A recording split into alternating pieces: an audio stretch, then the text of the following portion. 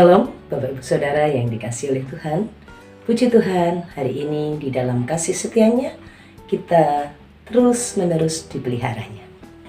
Mari kita bersama bersyukur pagi hari ini dan kita berdoa sebelum kita bersama-sama merenungkan firman-Nya dalam renungan keluarga Kristen. Mari kita berdoa. Bapa kami yang di sorga, terima kasih. Kami kagum akan Engkau. Engkau Allah yang perkasa dan setia. Engkau Allah berkuasa menolong kami, melewati kawal malam, memulihkan kelelahan kami, memulihkan dan menyegarkan situasi keadaan kami. Terima kasih Tuhan Yesus, kami bersyukur dan kami berterima kasih sebab hari ini Tuhan beri kembali kami kesempatan untuk bersama akan belajar firman-Mu. Ya Tuhan Yesus Kristus, tolong kami, urapi hamba-Mu, bersama dengan Bapak Ibu Saudara di tempat masing-masing yang hari ini kami belajar firman. Firman-Mu berkuasa, firman-Mu dahsyat.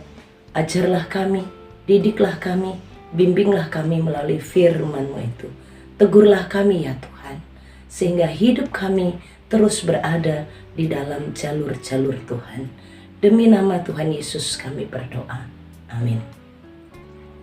Bapak Ibu Saudara yang dikasihi oleh Tuhan, hari ini kita akan bersama-sama merenungkan bagian firman Tuhan dari Markus pasal 16. Masih kita akan kembali merenungkan bagian ini dengan kita belajar meresponi kebangkitan Yesus.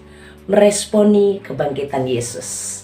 Bagaimana kita sebagai anak-anak Tuhan, murid-murid Tuhan, orang-orang percaya meresponi peristiwa kebangkitan Tuhan Yesus. Dari Markus pasal 16, kita akan bersama belajar ayat yang pertama. Kita akan bersama memperhatikan. Setelah lewat hari Sabat, Maria Magdalena, Maria ibu Yakobus serta Salome membeli rempah-rempah untuk pergi ke kubur dan meminyaki Yesus. Dan pagi-pagi benar pada hari pertama minggu itu setelah matahari terbit, pergilah mereka ke kubur. Mereka berkata, mari kita perhatikan ayatnya yang ketiga. Mereka berkata seorang kepada yang lain, siapa yang akan menggulingkan batu itu bagi kita dari pintu kubur? Tetapi ketika mereka melihat dari dekat, tampaklah batu yang memang sangat besar itu, yang tadinya mereka takutkan tidak ada yang bisa menggulingkan. Ternyata batu yang sangat besar itu sudah terguling. Lalu mereka masuk ke dalam kubur dan mereka melihat seorang muda yang memakai jubah putih duduk di sebelah kanan. Mereka pun sangat terkejut.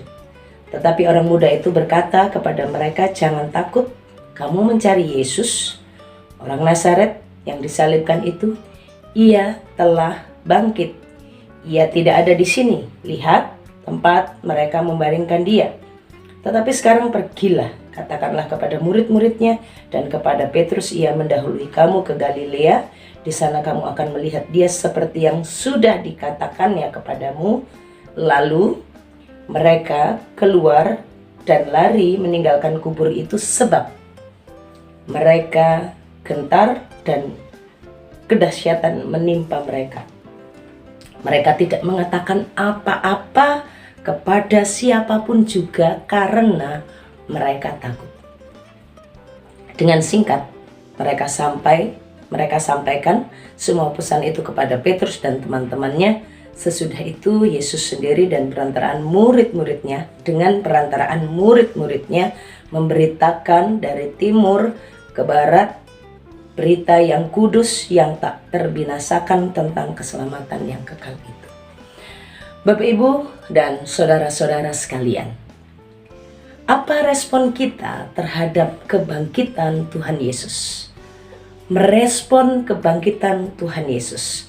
Kalau kita memperhatikan di dalam Injil Markus ini, kebangkitan Tuhan Yesus di hari pertama minggu itu, pertama sekali Tuhan menampakkan diri kepada wanita-wanita Maria Magdalena, Maria ibu Yakobus, serta Salome yang datang untuk meminyaki Tuhan Yesus. kepadanya Tuhan Yesus menampakkan diri. Bagaimana merespon kebangkitan Tuhan Yesus? Pertama sekali dituliskan di dalam Injil Matius bagaimana mereka melihat meresponi kebangkitan Tuhan Yesus. Kalau di Matius 28 dituliskan bagaimana responnya saat mereka melihat Yesus yang menjumpai mereka di dalam ayat yang ke-9, Matius 28 ayat yang ke-9. Tiba-tiba Yesus berjumpa dengan mereka dan berkata, "Salam bagimu." Mereka mendekatinya, memeluk kakinya, serta menyembahnya. Jadi saat mereka mendengar dari orang muda itu, yang kalau di Matius 28 juga dituliskan itu adalah malaikat yang sudah menggulingkan batu itu ya, yang duduk ada di dekat situ dan beritahu ia tidak ada di sini, ia sudah bangkit. Mereka takut, mereka gentar, bahkan kengerian gitu ya, gentarnya itu sangat dahsyat, benar-benar shock gitu, shock yang sangat besar, shock sekali. Tapi kita melihat bagaimana saat Tuhan menjumpai mereka, saat mereka shock, Tuhan mendatangi mereka dan mereka mengenal itu Tuhan Yesus dan melihat Yesus yang sudah bangkit mendatangi mereka. Sikap mereka jelas. Waktu Tuhan berkata kepada mereka, "Salam bagimu." Saat mendengar ungkapan itu, lalu mereka mendekati Yesus. Dalam syoknya yang sangat besar, mereka mendekati Yesus, tidak menjauh dari Yesus, tapi mendekat Tuhan Yesus. Sesudah itu memeluk kakinya serta menyembahnya. Bapak Ibu Saudara yang dikasihi oleh Tuhan, apa yang menjadi respon kita saat kita mendengar Tuhan Yesus bangkit? Saat berita ini kita dengar, berita ini kita dengar kembali, tiap-tiap tahun kita dengar kembali di dalam situasi yang sedang gelisah, situasi yang sedang takut, situasi yang sedang merasa kehilangan karena tidak lagi memiliki sang guru, memiliki sosok panutan yang selama ini menjadi pengharapan mereka. Dan saat mereka melihat Yesus berkata, "Salam bagimu," mereka bukan menjauh, mereka bukan bimbang dan ragu, tapi mereka penuh dengan percaya mendekat Yesus, mencium, memeluk kakinya Tuhan Yesus, dan mereka menyembah Dia. Bapak Ibu Saudara yang dikasihi oleh Tuhan, dalam ketakutan, dalam kesulitan, dalam pergumulan, ingatlah Yesus itu selalu ada dengan kita. Mari kita menikmati, merasakan bahwa Yesus kita itu hidup. Jangan terlalu menikmati pergumulan, kesulitan, dan beban berat apapun dalam hidup kita. Kenapa beban berat begitu terasa? Kenapa kesulitan begitu menyesakkan? Kenapa kesusahan begitu menekan berat hidup kita? Karena di sisi lain kita tidak merasakan kehadiran Yesus yang ada bersama dengan kita. Bisakah kita melihat dan meresponi, meneladani sikap dari Maria Magdalena, Maria ibu Yakobus dan Salome yang mendekati Yesus, yang memeluk kaki Yesus dan menyembah Dia? Memang sesudah itu, pergumulan itu, kesulitan itu, mereka masih mengalami ketakutan, tetapi mereka memiliki kekuatan untuk bangkit. Mereka memiliki kekuatan untuk melakukan apa yang Tuhan sudah perintahkan untuk pergi itu. Mereka tidak syok dan tidak diam di tempat dalam ketakutannya, tapi mereka akhirnya memiliki kekuatan karena mereka mendekati Yesus, memeluk kakinya dan menyembahnya. Bapak Ibu Saudara, kapan terakhir kali kita mendekati Yesus, memeluk kakinya dan menyembahnya?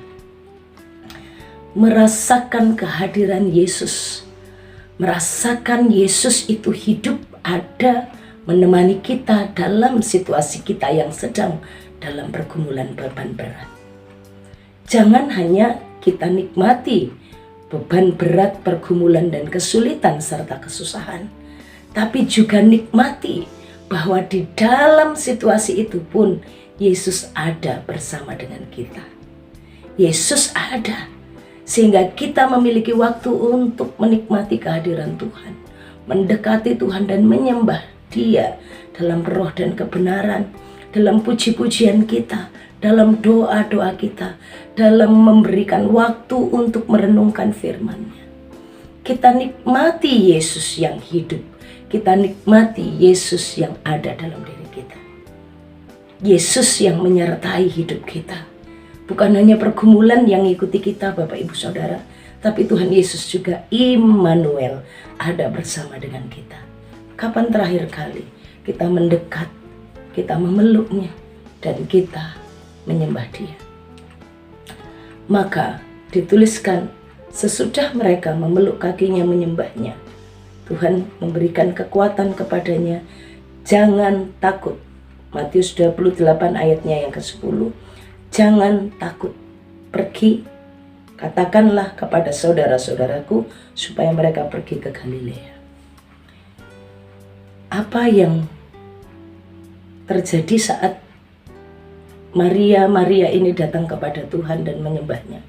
Tuhan memberikan kekuatan. Tuhan memberikan penjelasan, memberikan konfirmasi, kamu jangan takut. Jangan takut lagi. Jangan takut, jangan gentar, jangan khawatir. Aku hidup. Tuhan mau menegaskan begitu. Tuhan berkata, jangan takut. Bapak Ibu Saudara, berbeda dengan mahkamah agama kalau kita membaca dalam perikop Matius 28 di ayat yang ke-11 dan seterusnya. Penjaga-penjaga yang melihat Yesus bangkit, melihat terjadinya gempa, pintu kubur yang terbuka, terus melihat bagaimana ada malaikat yang datang kepada perempuan itu dan mengatakan Yesus bangkit. Meresponi kebangkitan Yesus dengan ketakutan karena ketidakpercayaannya, karena iri hatinya kepada Tuhan Yesus. Saat mereka meresponi kebangkitan Yesus, mereka ketakutan karena ya ternyata Yesus benar-benar bangkit, betul. Tetapi bagaimana akhirnya mereka membuat sebuah tipu muslihat, sebuah persepakatan kebohongan besar, yang kebohongan itu terus diceritakan kemana-mana sampai sekarang ini. Dikatakan kamu harus mengatakan bahwa murid-muridnya datang malam-malam dan mencurinya. Dia meresponi kebangkitan Yesus dengan terus melakukan dosa dan dosa. Dia meresponi kebangkitan Tuhan Yesus dengan terus menutupi berita kebangkitan itu. Tapi apa yang terjadi? Tuhan Yesus dengan perantaraan murid-muridnya dengan cepat memberitakan peristiwa kebangkitan, peristiwa yang kudus itu, kebenaran yang kudus itu dari timur ke barat. Dengan perantaraan murid-muridnya, berita itu dengan cepat tersampaikan. Sekalipun di sisi lain ada cerita bohong yang sudah dikarang oleh mahkamah agama dengan membayar uang suap kepada penjaga-penjaga itu untuk katakan Yesus nggak bangkit, Yesus itu dicuri murid-muridnya. Dan dengan jelas Alkitab menulis cerita ini, mereka menerima uang itu berbuat seperti yang dipesankan, yaitu cerita bohong. Dan cerita ini tersiar di antara orang Yahudi, di antara orang Yahudi cerita ini tersiar, cerita yang bohong itu sampai sekarang ini. Bapak Ibu Saudara, banyak orang percaya dengan cerita bohong dan akhirnya nggak percaya dengan berita kudus kebangkitan Tuhan Yesus. Bapak Ibu Saudara, mana yang kau percaya? Cerita yang benar atau cerita yang bohong? Kebangkitan Yesus adalah sebuah kebenaran, bukan sebuah kebohongan. Karena Alkitab menulis dengan jelas, memang ada cerita yang dikarang. Ada cerita yang dikarang oleh mahkamah agama, dipesankan kepada penjaga-penjaga untuk disiarkan. Ngeri ya, kebohongan itu untuk disiarkan, dan kebohongan itu tidak berhenti.